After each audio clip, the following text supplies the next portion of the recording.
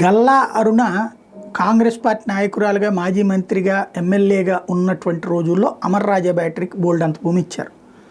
ఆ భూమిలో కొంతమేర మాత్రం ఒక 25% మాత్రమే ఫ్యాక్టరీ నడుస్తుంది. మిగతా భూమిని తిరిగి తీసుకుంటానికంటూ చేస్తే జగన్మోహన్ రెడ్డి చాలా తప్పు చేస్తున్నాడు, పారిశ్రామికవేత్తలు పారిపోయేలా చేస్తున్నాడు, వెంటాడుతున్నాడు, వేటాడుతున్నారు అన్నటువంటి పాయింట్ రాసుకొచ్చారు. అంటే మన రాష్ట్రంలో వార్తల వ్యవస్థ ఎలా ఉంటుందన్న గురించి మాట్లాడుకోవాల్సిన అంశం.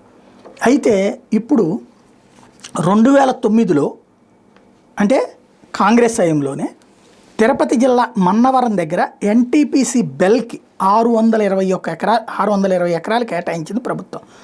ఇందులో కేవలం 30 ఎకరాల్లోనే ప్రస్తుతం నడుస్తుంది. మిగిలిన భూములు 15 ఏళ్లుగా నిరుపయోగంగా ఉన్నాయి కాబట్టి అవి వెనక్కి ఇచ్చేయండి అని అడుగుతున్నారు. బెల్ అనేటువంటిది కేంద్ర సంస్థ. మనకు ఏమడగాలి? అయ్యా మీకు అంత భూమి ఆ రోజుననగా ఇచ్చాము, అక్కడ పెట్టని మీ సంస్థలు ఎందుకు వదిలేస్తున్నారని అడగాలి.